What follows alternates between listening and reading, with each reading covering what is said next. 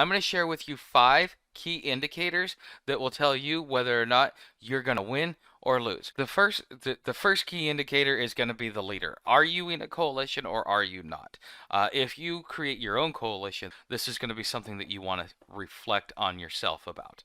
In a coalition, leadership is probably the most important part of this game.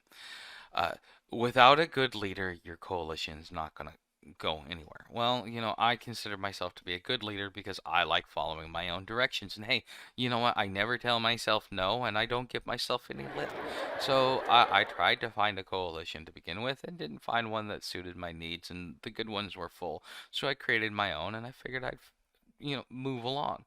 And so therefore I created it. And being a leader, you have to be aware of all of the situation. You have to really vet the players that you're bringing into your coalition because they will determine whether or not you will be successful or you will fail.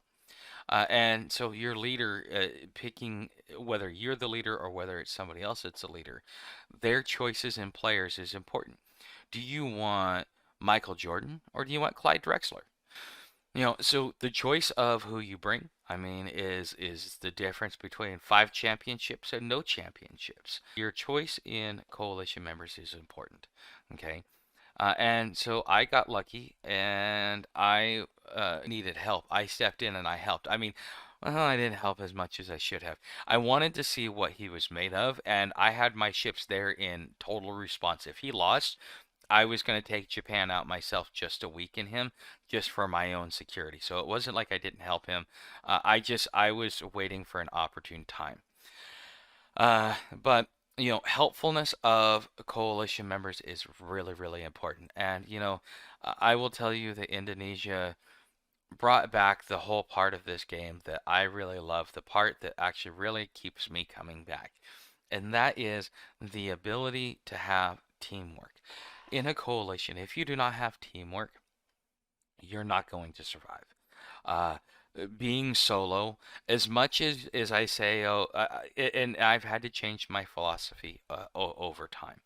And at first, it used to be you need to be able to handle your own, you need to be able to go your own direction, you need to be able to do your own stuff. But with the way that the game is changing, and with noobs getting better, and with 2 and 3 versus 3 attacks, this day and age, because of the amount of collaboration that is happening, because so many players are collaborating on attacks now, to be solo, you better be strong and you better be able to take out a whole coalition. Because a weak coalition with players that work together is stronger than a strong coalition where everybody works solo. Because it's gonna be like a swarm, and you can't swat that many flies at once. Okay. The third part of all of this is your diplomacy. Once I realized it was day 9, day 10, I start working on diplomacy. Hey, let me reach out to you. I'm trying to build a coalition. This is the things that I want to do. So I went over here and I went to UK.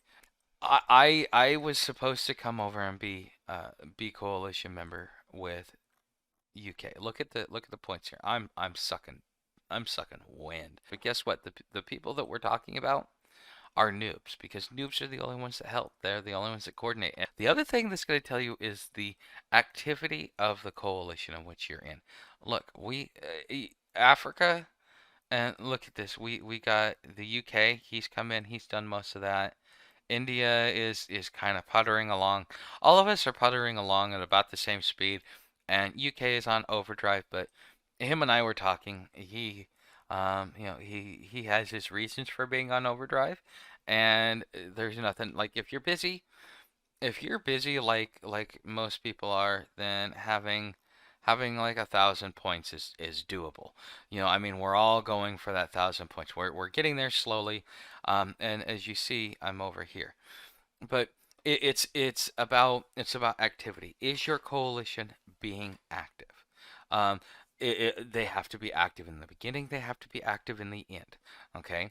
Because if your coalition, and this happens to a lot of coalitions, is they'll get up to a certain point, they'll be like, okay, I've got this many points, I'm going to just kind of lay off, I'm going to go play some other servers. You can't do that. You need to finish out a server, and that's going to be the final point, number 5, is that you need to be able to finish out a server. If you don't finish out a server, if your coalition isn't going to finish out a server, you have members, it drags it on forever, and then everybody quits. Because it's the age-old adage of why communism fails. Communism fails because 10% of the people do 90% of the work, and 90% of the people do get 100% get 90% of the benefit with only 10% of the work. Okay, so it does not work out well when you have a coalition that does not work out, that does not play through to the end. I am playing this through to the end. I am actually considering this a win. We're about 600 points away, I would say, within the next couple of days, because Indonesia's just going, this kid is just going hog wild. This is his first game, and he's getting a handily win on his first game. He's doing well. I'm proud of him, and I keep telling him, "Hey, man, you're doing good." And I've been there, kind of helping him along the way, but he's done a lot of it in on his own. I don't know if he subscribes to my channel or not, but dang. Um, but that is, compared to what I get over here, and again, let me show you here in the Philippines. Or actually, no, not the Philippines. Actually, let me get some builds going, because I need to make sure that I have that I have at least some.